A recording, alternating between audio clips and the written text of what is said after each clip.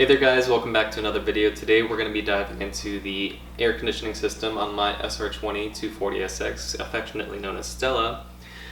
Quick question though, why really have AC in the car at all? Well, being that we live in Arizona, it gets very hot here and stays hot for most of the year around. So because I like to drive this car on the street in any capacity at all, I think it's really important to retain the air conditioning system in this car.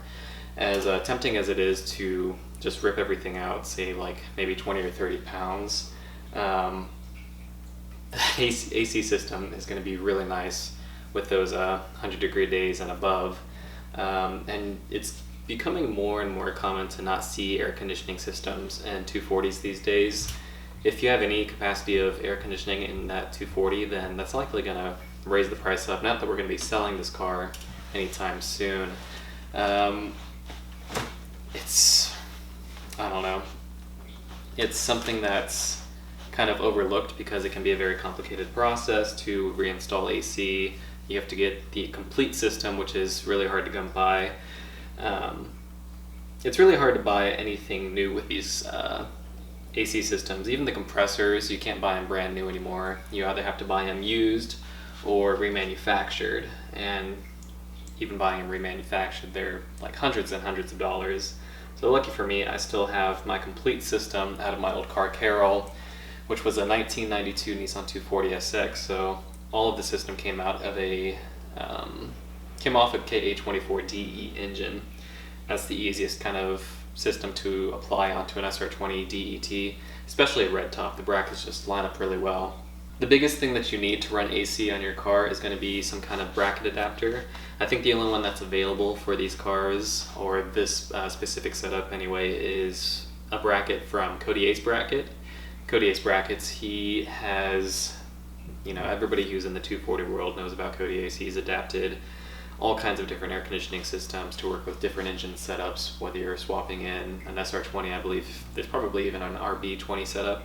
Siki has even made some air conditioning brackets that work with any kind of LS swap that you have. So it's definitely a desirable thing to have in your 240s is air conditioning. So why is my air conditioning compressor out of the car? Well, the big reason is because of this wire that comes out of my air conditioning compressor clutch. This is an OEM unit. It came with the car. It's an old Calsonic unit. And over time, over the past 30 so years, this single wire which powers the magnetic clutch on the back has simply eroded and split into two.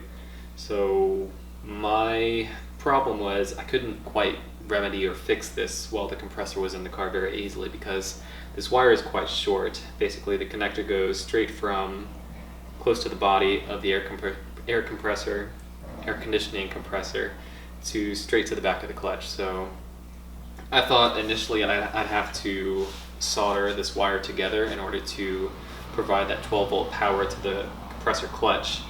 But lucky for me, I was able to use a crimp connector or a butt joint connector, one that has heat shrink built into it, so that made it super easy, super compact. The reason I didn't want to go with any kind of solder connection is that because this AC compressor is on the turbo side of the car, it's going to get really hot, and also because it's connected straight to the engine, this compressor, that solder joint would be prone to failure. Those vibrations and all that heat could wear that solder down over time, cause it to become brittle and crack and fail. And with the amount of wire that I had left on this compressor to repair, there wasn't an easy way to add any kind of heat shrink on there. So the crimp connection, in my opinion, is the way to go for that. I've never really been interested in learning how air conditioning systems work in cars. It's never been like a performance kind of system that's really interested me or really piqued my interest. But because I've had to pull this compressor out, I've taken a little bit of a dive into there, and let me be upfront and say that there's plenty of diagrams, videos out there that can better explain how your air conditioning system works. Long story short, your air conditioning system takes Freon and compresses it with this compressor right here. So before the Freon reaches this compressor, it starts off in a very low pressure, low temperature state, which makes it really gaseous. It's in a gas state. And so what this compressor does is it takes all of that Freon and compresses it into a very high pressure environment where the temperature is going to be really hot, it's going to be really raised. And in that liquid state, it passes through your condenser, which is the other radiator looking thing right in front of your radiator at the front of your engine bay. And it passes through a dryer to get the moisture out in some tubes so that that Freon can expand. The expansion of that Freon is what's providing you cool air within your passenger compartment. So as it passes through those tubes and expands, it's passing through even a smaller radiator within the passenger compartment. It kind of looks like this heater core right here. And it'll go into the heater core in a very lower pressure, kind of turning into a gaseous state as it reaches this destination. And air driven through a fan gets blown through your cabin. And once that Freon is used, getting sucked in by the compressor, Freon escapes through the exit port of that small radiator within your engine compartment, or your passenger compartment, sorry, and gets returned to the compressor where it's in a gaseous state once again, very low temperature, low pressure, and it starts the process all over again. It's something that's really interesting to me because it is a really relatively simple process, but it's not something that's easy to get right, especially setting it up. If you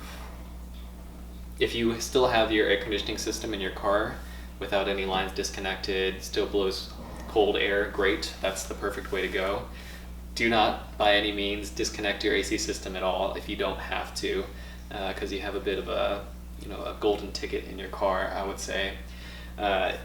Once you have to take things apart and reinstall them, it gets a little more complicated. You have to make sure that all of your lines aren't compromised, your compressor still works, and I'm pretty sure this one does. When I had it in my previous swap in Carroll, the Red S13, I mean, this thing blew cold air great. I mean, I never had any problems with it. I turned it on, and after a minute or two, it would start to blow really cold air. So I miss having that aspect. I haven't had that nice luxury in Stella here just because I've never put a whole lot of effort into trying to make her work. But being that we live here in Arizona, I'm really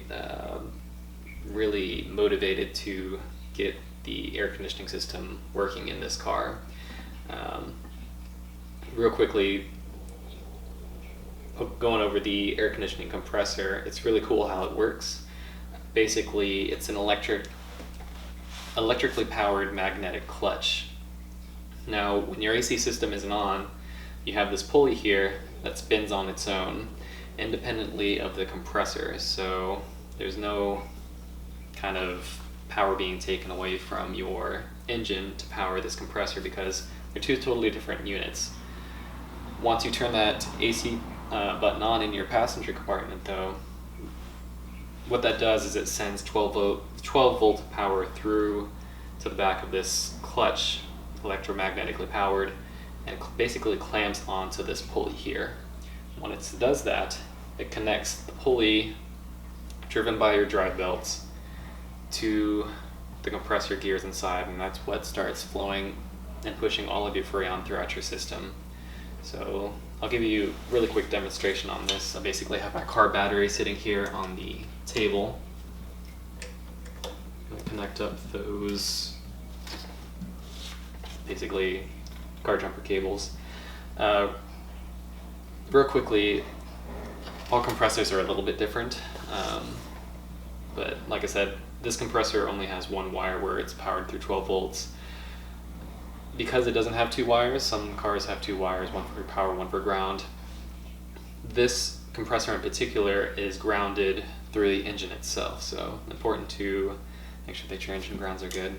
So I'm going to connect the ground wire to the body of this AC compressor, and then if I can find the terminal, I'm going to power up this AC compressor clutch. Now what that's going to do is it's going to snap it down really quickly, and you should hear a loud pop in it, and you might even be able to see the clutch move down right here.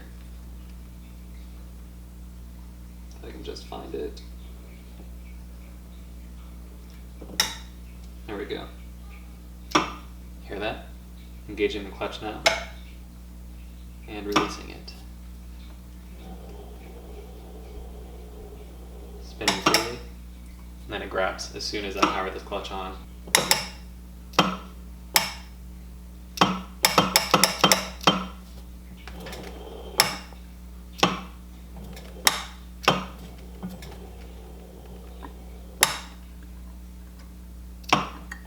So it's a really neat, simple thing that, you know, this probably seems super elementary to most of you mechanically experienced guys out there. I'm not saying I don't have any experience with, you know, working on my car and everything, but it's just something I never was super interested in learning. But just knowing how simple that is, it's a really cool deal to know. And turns out, if your clutch ever goes bad, you don't necessarily have to replace the entire compressor. Of course, it's harder to buy a new clutch when you can hardly buy these things brand new anymore. I'm not even sure if you can buy a separate clutch from these compressors, as they all come in one unit most of the time. They're all being remanufactured. But if you can find like a secondhand one with your clutch going bad, or the pulley going bad for some reason, you might be able to find a secondhand one that's good and install that on there. I'm hoping for me that, you know, even though the pulley seems to still be good, and I haven't really used the AC system in so long, that once we install this thing on here with a really solid wire connection for that compressor clutch, that this thing's going to be blowing really cold air. It's something I'm super excited about. Even though we're going into our fall winter season here, it's still going to be about 70, 80 degrees most of the time, so I may not need it as much, but it'll definitely pay off well once we go back into those scorching summer months here in Arizona. So that's a quick video for you guys. I hope you got something out of it. I know it was really short, didn't really do a whole lot. But yeah, if you guys have any questions at all about this stuff, drop a comment below and I'll be sure to get back to you. I think that's it though. We'll catch you guys on the next one. Have a good one.